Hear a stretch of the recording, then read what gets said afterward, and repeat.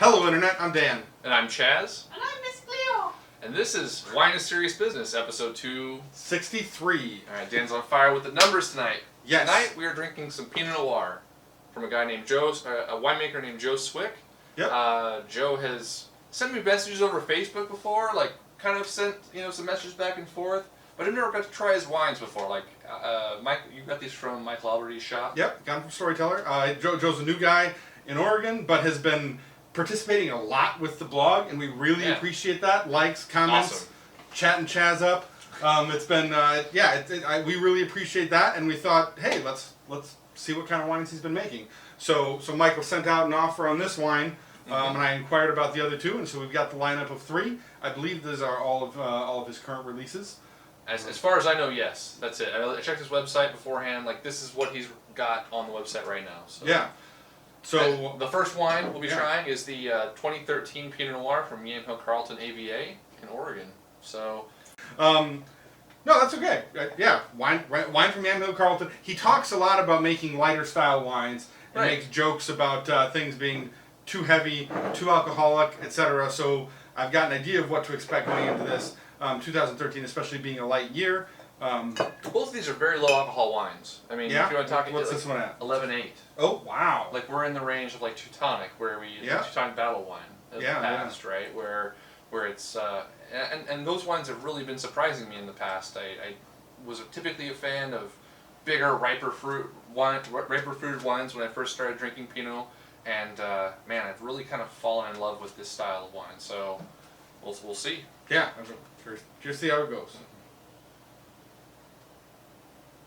It smells wonderful. It smells really nice. And it's nice, and the nose has definitely even opened up. Right when we popped it, we checked them to make sure things weren't corked, and it was a little more simple. But there's a little more complexity on the nose now. I'm getting like some really nice strawberries, a little like cloves and cinnamon spice going on. There's like a little bit of spiciness. The clove thing is definitely a distinct aroma.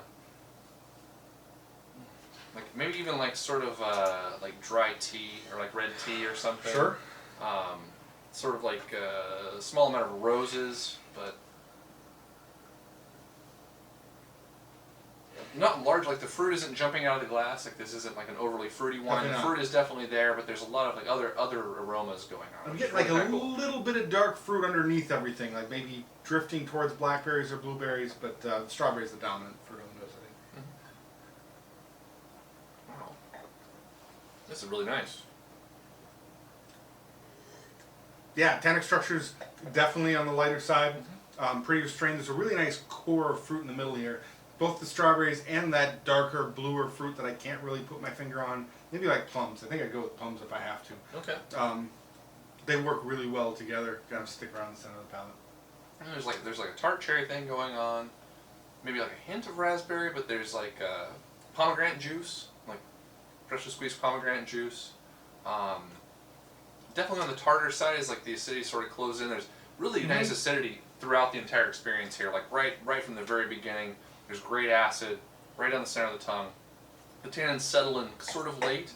They are firm later, actually. Like now that I'm taking a couple sips of it, like they definitely have a little bit of firmness, but they are on the softer side. And that plays really well with the fruit here.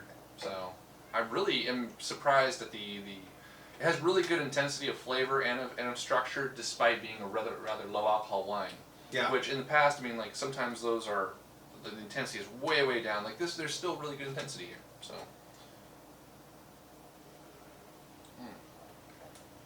I'm liking it much more in small sips. When I take bigger sips, the fruit kind of gets lost in the structure. I think the acidity has character to it, kind of like rhubarb. Not the flavor so much of it, but kind of that good, kind of like full tart pucker to the acidity. And I think on the bigger sips, the structure kind of chases the fruit away a little bit. When you take smaller sips, you get a chance to think about it, all of the elements show a lot better. So the vineyard blend on this wine is 70% Bayless Bauer, which is like the Ghost Hill winery, 15% Farrising, and 50% Saffron Fields, which is all pretty good shit. Yeah. Sorry. Gonna have a lot of bleeps this time. I'm sure Joe will appreciate that. So sure, yeah, but definitely making an effort to source source some kind of well-known fruit for this stuff. I'm gonna stick with my recommendation. Like, do that in the little sips. I'm feeling like 88 plus on it there, and I feel like there's a little potential for aging. I'm guessing because I don't really know. I agree. But like with the bigger sips where I see the structure kind of dominant, I feel like a little bit of time will help bring things together more and make it even more enjoyable. And possibly a little more time in the decanter, right? Like these have only been open for about 30 to 45 minutes. I think some time in a decanter kind of help the fruit flesh out a little bit. Like the fruit is still really nice here. There's the other aspects of the wine are also very nice, but structurally it's still kind of a very stout wine, right? So 88, 89 points for me as well. Nice. I really like the complexity in the wine, both nose and palate, but and good fruit flavors without being heavy fruit too, which is a nice. Yeah. Killer intensity. I'm sure. For Yeah, 11, 8 alcohol. Pretty sure that's what he was going for, and nice to see that. Nice to see that realized. So, wine number 2. This is the 2013 Les Sous-Bois from Underwood, Washington. What was the vineyard name here? So the vineyard name. Sorry. Back to the phone. We'll be reading. Yeah, no, it's Crooked Acres. Crooked Acres, right? Yeah. So old vines, high elevation. Yeah. High elevation, 1,400 feet elevation. Pretty crazy, yeah. In Washington. So, what did he say on here? Let me just read this. Sorry. Yeah, we don't know much about it, but we've got again these immediate responses. We're gonna take advantage of it. So Les Sous-Bois means the Underwood in French. I wanted to call the wine the Underwood, but there's already an Underwood Cellars, and my wife is French, and she named it. Nice. So it's pretty awesome. Little family connection in that too, and it's a word that I've heard used to describe Pinot Noir, you know, and it is like forest floor and things like that, aromas like that. So I think it's a cool name. Yeah. Awesome.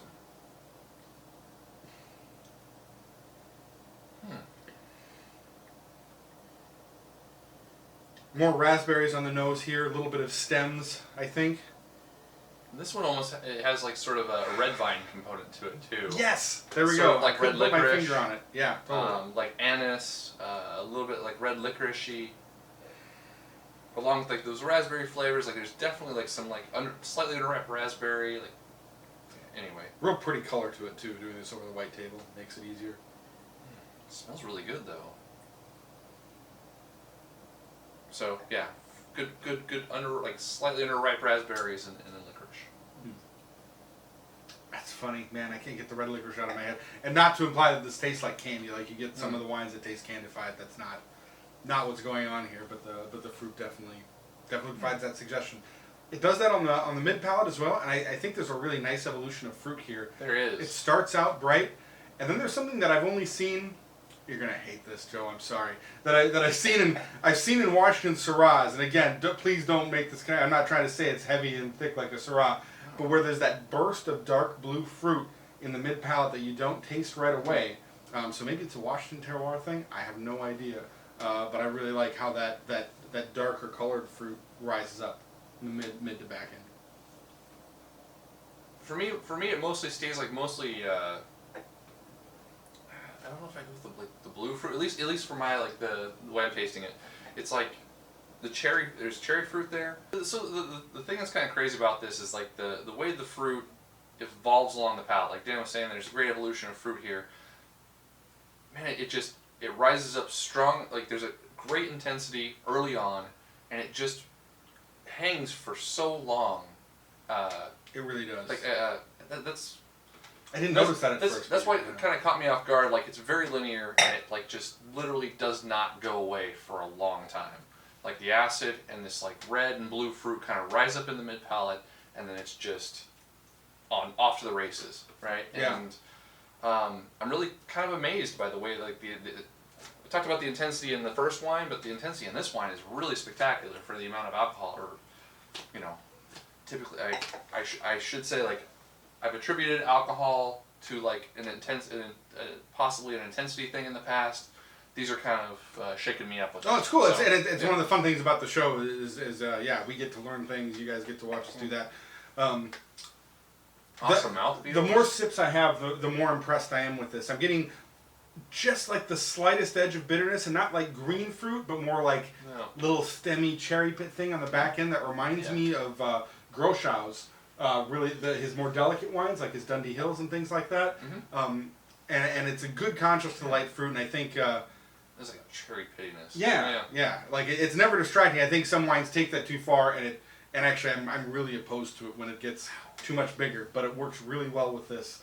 90 points for me for sure, because it's really got It's got good complexity, and that complexity comes across through an evolution, which I think is something I always like to see. You know, what you taste at first is not what you taste later, and then the fact that it all sticks around delicately and with a bit of complexity late, takes it there. Solid. Very well said. For me, what's really crazy is like the structure of this wine is completely coming out of the fruit. Like a lot of times, tannins can sort of seem somewhat pressed off in young wines. Like they can kind of be like off to the side. You're getting all this fruitiness, and the tannins are kind of a secondary thing. The acid maybe not be all the way integrated with the wine, or with the fruit, right? Rather, this is a really integrated package right from the start. Like this is really intense, wonderful fruit with great acid and like structural elements that only provide lift to the wine, not like. I mean, this one we'll say like, okay, there's a little bit of like the tannins are a little still firm. Possible a little bit of age or a little more bottle time will help that. This wine I feel is just like it's structured and it's powerful, but man, it's fucking ready to go. Like it's sorry, I keep cussing. Yeah, we're getting a lot. I'm sorry. It's all right. Yeah. It's all right. But man, this another like 90 plus 91 point wine for me. Like I totally agree. This is a really delicious wine. Yeah, it's kind of from a venue that we don't hear a lot about, so it's a really impressive effort. Good job. And so I should say too, both of these are $29 retail. Totally worth checking out. All of these, or both of those, are worth checking out. I mean, I think this like low alcohol thing is kind of caught some people off guard, and if you're into those style of wines, man, check them out. Like this is.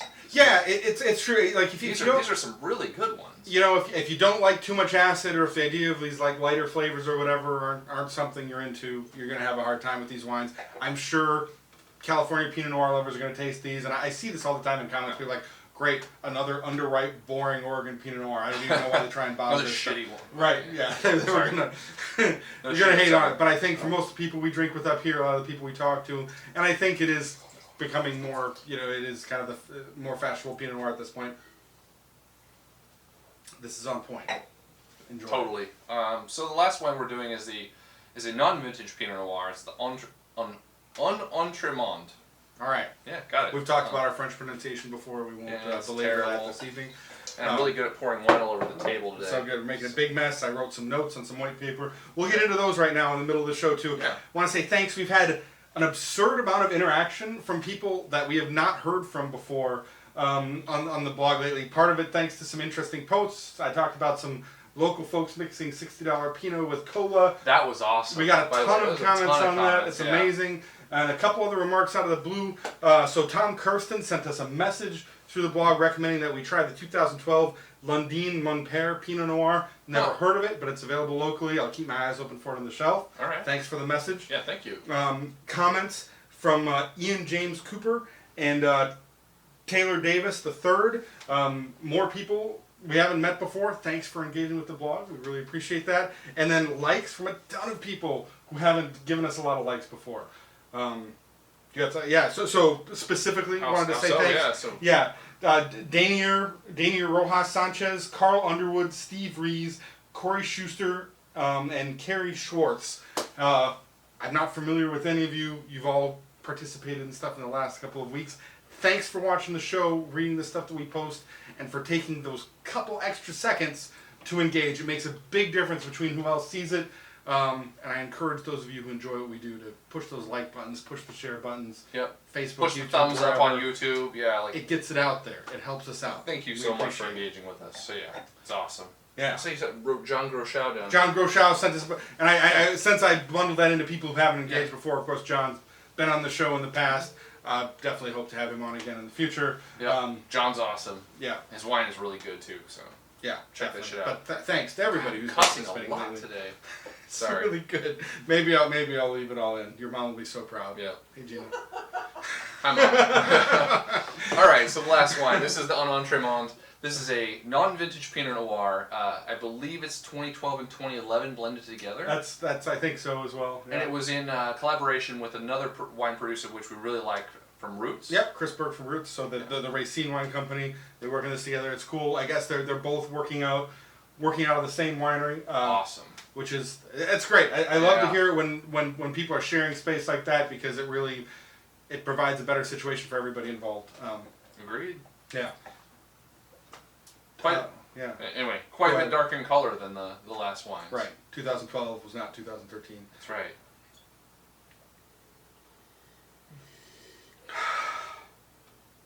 A bit riper on the nose too. Way riper. Yeah. Like the darker fruit's definitely coming through. It almost smells like a little more barrel showing on it, I think, too. Sure. Yeah, there's definitely, you could sort of sense a bit of like oakiness, or like maybe like a bit of richness provided from the oak, but like it sort of reminds me of what was that, like the raspberry, or like a raspberry scone, or like some sort of like like a strawberry treat or something. Like it smells sure. Yeah, a little bit of toasted edges or something like that, right? Yeah, it's like, it smells like not desserty, but like like it's like edging. It's edging that way. Yeah. Okay, sure. Yeah. And like the crust is desserty, not like the fruit is jammy. Correct. Right? Yeah. Correct. Smells good though. Mm-hmm.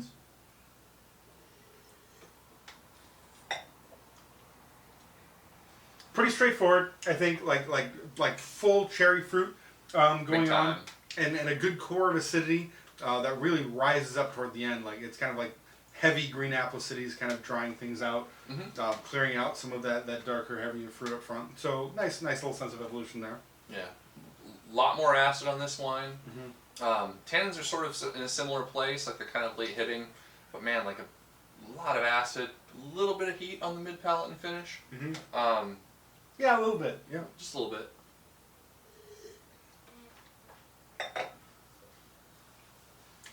But great straightforward, like cherry fruit. Yep.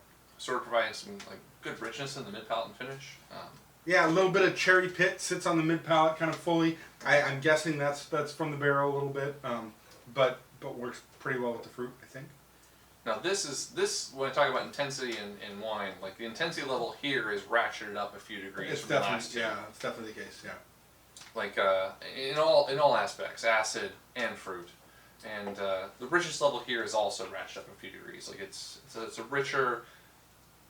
I shouldn't say sweeter. It's not sweet at all, but it's just more fruity wine. Yeah. So. A little more straightforward too, but then at the price point, so this is, upper teens, right? I think anywhere from 15 to 20, depending on who or where you're purchasing it from.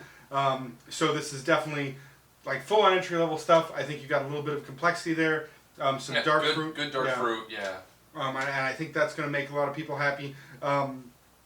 Personally, the alcohol detracts a little bit for me, so I think 85 here. I still like the fruit flavors. Everything's put together well. It's still enjoyable to drink. I would agree with Dan on that. 85 to 86 points.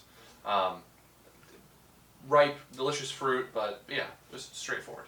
Yeah, good wine, great wine, honestly. So fun lineup, and I guess a good thing, right? Like we kind of pre-tasted all of these, so try three wines making on the show. That's nice. That's true. Yeah, all of them were very enjoyable. So, look forward to trying more from this producer. Yeah, totally. Yeah, and thanks again, Joe, for participating in the blog and and just shooting us some messages. It's always great to connect with other winemakers in the valley and just talk about what's going on. I mean, like it's new and exciting wine. He's answered some technical questions for the audience. Yeah, definitely. Yeah. So interesting to see what comes out in the future as well. Yeah. Thanks for watching, everybody. We'll see you next week. Bye.